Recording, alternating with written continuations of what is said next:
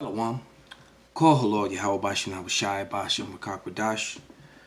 Double honors unto the apostles and the elders. Salutations to all our fellow laborers that are doing this work in truth and sincerity, risking their lives and their freedom to do so now more so than ever.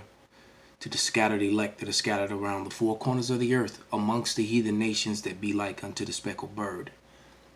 And to the Akwath that are listening and learning. To you I say Shalom. This is your brother Malcolm from the branch of the Great Millstone here in Chicago, coming at you with another lesson. And I'm profiling a video from RT, America's Lawyer. And it's basically a story that's profiling the violence that's being perpetrated against Jacob here in America during this Plannedemic, which may be very well be the name of this video. All right. So without any further ado, actually, let's start with the scripture. Then we'll play some of the video here. So let's start with Ezekiel 35:5. Because thou hast had a perpetual hatred, and hast shed the blood of the children of Israel by the force of the sword, in the time of their calamity, in the time that their iniquity had an end. So when our iniquity had an end, Esau came down harder on the sons and daughters of Jacob here in Babylon and around the world, but mainly here in Babylon. All right, because when slavery was up, it actually never really ended, but when hardcore slavery ended, when the emancipation had, and we were and our people was translated from the slave owners to being or the ownership changed over from the slave owners to the government. All right, and so you have the illusion of being free and getting a job and all that. And as a matter of fact, the way we're living now is evidence that you're not free. You never were. That they could take all that stuff away from you any moment, at any time. But after you were off the plantation, the violence perpetuated. And that's why I read that scripture. And it's only gotten worse, from that time on, man. Because they didn't hang Jake. They beat and mistreated Jake, but they weren't hanging you and brutalizing you the way that they were after slavery. Because then now you were no longer, when you were a slave, underneath the whip, life was horrible, but you had value, so they at least kept you alive. Death probably would have been better than slavery, but they kept you alive. They didn't kill you. After slavery, it was no holds barred. It was no rules. A new viral video reveals that police brutality against people of color in California continues despite years of internal investigations into documented abuse. Several lawsuits now accuse local cities of fostering a culture of violence among local law enforcement. RT's Brigida Santos joins me now to talk about... Now, I got to tell you, that's not just in California, that's nationwide. This.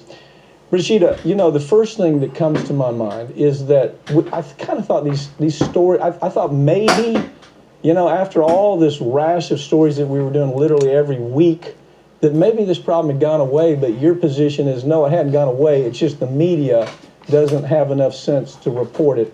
Former Democrat presidential contenders, Kamala Harris and... Let's stop right there. Kamala Harris and the media is all a part of the problem, people like that. All right. This is Isaiah 42:22. But this is a people robbed and spoiled. They are all of them snared in holes, and they are hid in prison houses. They are for a prey, and none delivereth, for the spoil, and none saith restore. So these private prisons are owned by these wealthy Edomites here in America, and the police are put in place. The police were put in place after slavery was over, after chattel slavery was over. Basically for two reasons: to keep the men of Jacob from getting at Becky, because Becky was running to Jake at that time. All right. Um, and secondly, to prevent them from prospering and to enforce the 13th Amendment. And the 13th Amendment is still on book, which allowed slavery was taken away unless you got in trouble with the law, roughly paraphrased, simple layman terms. And so laws were made and created, vagrant laws and loitering laws and things like that, just for Jacob. If you couldn't prove you had a job, you just been working your whole life for free as a slave, and you got no skills outside of your farming skills or whatever skill you did on the plantation, and you get released into a society where everybody, well, the majority of the people were Edomites, and which one of them was going to give you a job? So if you got caught spitting or standing around on the street or whatever, you got locked up, and usually got beat up. And for Jacob, often getting locked up means many of you get beat up. The two kind of go hand in hand. You and Castro, they brought national attention to a video capturing a white police officer in Rancho Cordova, I think I've been it was, to that city too. They were brutally assaulting an underage African American male. Walk me through that story. I just have bits and pieces that actually did come out in the media. Sure. The footage shows a Rancho Cordova deputy pinning down a 14-year-old male child, and now he outweighed this child by at least 100+ pounds. And there was no reason for him to do what he did to him the way he did it. It just wasn't. All right. And I'm going to click on the same video on another video where it's up close so you can see how small and how youthful and how tiny this boy, this young man was under this full grown adult Edomite male who probably looks like he was about 230 at least. This kid was probably about $105, if that. punching him repeatedly as he screams. Now, in a statement, the police department seems to be supporting the actions of this officer. They say the deputy saw what he believed to be a hand-to-hand exchange between an adult and juvenile, that the deputy attempted to detain the young man on reasonable suspicion that criminal activity was occurring. Now, the police department claims that the boy resisted arrest and was found to have gotten a cigar from an adult, which is illegal. But the adult walks away free, and they snatch up the boy. Wonder if that adult was an Edomite. They decided to respond with force. Now, the Rancho Cordova Police Department has now launched an excessive force investigation, but so far it does seem like it's standing behind the actions of the officer based on multiple... Now, had that been a so-called black or brown officer doing that to a pale child, you wouldn't even hear about COVID for a couple days. This would be all over the news 24/7 for at least a week until that officer was fired and put in prison. Statements that they've actually put out. Wait, let me get this right. They're standing behind the officer who, do we know at this point that there was an exchange of a cigar? So, even Esau is appalled by this. He can't believe it. He even had the devil at a loss of words. Well, they say that's really what they believe happened wondering. because they found a cigar on this kid afterwards, and they believe that's what was exchanged. That's all he had on him. And, the response absolutely does not match what the alleged crime was there. Yeah, okay. Another lawsuit was filed at the end of March accusing Sacramento sheriff's deputies of using excessive force. Again, there was only bits and pieces. I follow this type of thing every day, and still, even with this, there were only bits and pieces of this story. Can you tell me about that case? Sure. The Rancho Cordova Police Department is part of the Sacramento County's Sheriff's Office, which also faces its own allegations of deploying excessive force against civilians. Now, the March lawsuit was filed by an African-American professor named Dr. Thomas Williams. He says that Sacramento sheriff's deputies deployed excessive force against him and his brother after a white neighbor accused them of breaking into their own home. The police officers who responded to the call reportedly showed up, drew their guns, threw the Williams brothers to the ground, and proceeded to knee and elbow them in the head and face. One of the brothers says he was also placed in a chokehold. The deputies only realized that the men were actually telling the truth about living at their own house after they beat them up, when they then checked the brothers' driver's licenses. Now, you think the first thing that they would have done was approach them and ask, do you give me your identification. That's usually what they do. And then they would have saw that they actually lived there and that the man was a doctor.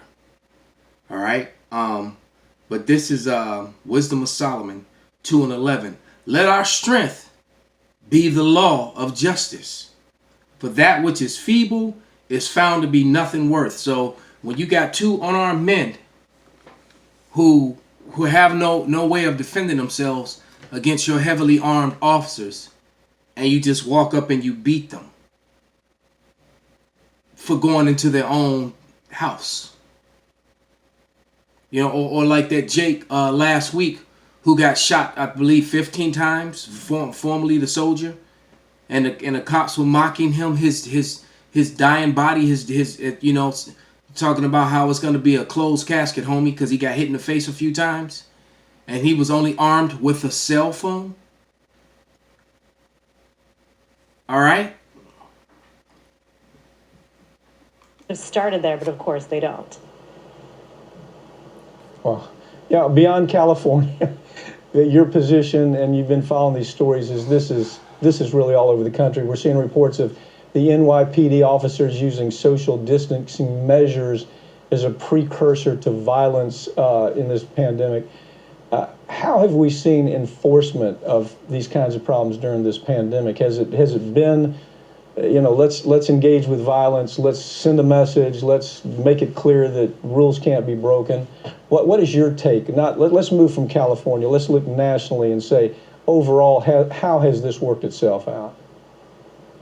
Well, look, police across the country, I don't think much has changed. The difference now is that people are starting to ask themselves, where is the line between protecting public health and safety, civil liberties, and... See, it's not about protecting public health and safety. It's about meeting a quota. And it's about filling up those prison houses for the private investors, for the Republicans and the Republican, because mainly Republican, I won't say all right, and the these wealthy Edomites that have stock in these prisons. All right, I was even told by a very well-known Edomite, very wealthy one, many years ago, probably about good 10 years ago or so, to if I was going to get into investing, to invest into the prisons immediately. That's the way to make money. But who are the people that make up the majority of people in the prisons? Well, up until now, until the opioid crisis hit, they're starting to reverse. All right, but the people who made up the majority of the people in prisons were so-called black and brown people. All right. An authoritarian government and police force. This week, an NYPD police officer was recorded on video hitting a man and brandishing a gun in an attempt to break up a group of people who were reportedly violating social distancing rules. But the officer himself was also in violation of the New York City rules that require everyone to wear face coverings in public. So now people are really starting to see, then he sits on his neck, his shin across his neck. People of color also bleeding out. And see, a lot of these cops, especially these Edomite cops, that's a Jake, that's a coon right there. He's coming in at that Alexander Tiberius spirit. This one right here. But they go and they learn. They go and learn grappling arts. They go and learn jiu-jitsu and submission wrestling and all that, simply for this reason right here, so that they can hurt Jake, because they're actually afraid of Jake. All right. And they know that if Jake was even a little bit trained, that they wouldn't be able to do anything against him. And I know this personally because I've been involved in that world of grappling arts for over 20 years now. And the majority, and I won't say the majority, but a lot. I've watched a lot of over the years, a lot of law enforcement come and train into the arts, man, into the grappling arts, mainly submission wrestling, Brazilian jiu-jitsu. All right, and this is what they really want to use it for. against Jacob. That's why when guys like that, when I train with them, I always put it on them, man. I always put it on them. Out into other aspects of life, and unfortunately it's going to take an incident where somebody who's white gets treated the way that a lot of these people of color get treated by police. Matter of fact, when it comes, let's go back and get that Kuna light on camera. All right, as he's beating up his brother, you know, because he looked like he could be Ephraim. Rules right. that require everyone to wear. He scuffing up and brutalized his brother, then put his shin across his neck, let all his body weight to break up a group of people who were reportedly violating social distancing rules. And what kills me is when they tell you to comply, at the same time they punching you in your face. So like it's not a natural reaction to bring your hands up to defend your face. You know? It's like they do that on purpose because your automatic reflexes are going to kick in and you start bringing your hands up to defend yourself. Not even necessarily trying to hit back, just trying to prevent yourself from being hit in your face. It's a natural reaction. Officer himself was also in violation of the New York City he's still rules punching that on require everyone to wear face coverings. And then look how and then he's going to readjust it. I'll leave it there. But he even readjusted sideways, which makes me believe that he's trained because he made sure it wasn't on his shoulder blade. He adjusted his shin so it went right across his throat. So all his weight is on his throat, which is making it very difficult for this man to breathe, man. And the other one got his knee on his hip. And so you got two, men sitting on you with their bones digging it, driving down into you, and his face against the concrete, man. That is truly just a wicked way to treat your brother, man. But he's being a Kuna-like. Kuna for Esau, man. There's a judgment coming to all you law enforcement that love to do this sort of thing to Jacob, especially you cops, you law enforcement that are Jake, man. And you go and join this organization which is put in place to oppress your own people, man.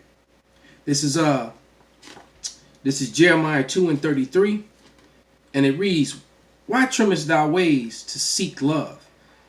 Therefore hast thou also taught the wicked ones thy ways." All right, so they trimming their ways to seek love, man, trying to fit in with Esau, Edom. But let's go back before we finish, and Salakia. Let's go down to this one. Okay? Just to get that up close, to see how small this Stop. You see how little he is? What's your password? Stop, Josh, stop. Stop, bro. Stop, Josh, stop. Hey, so with that, I'm going to give... He's just snatching him like a rag doll, man. So with that, I'm going to give all praises, glory, and honor unto Yahweh Bashina Washai, Bahashem Rakar Padash, Wa Abba Babal. Shalom.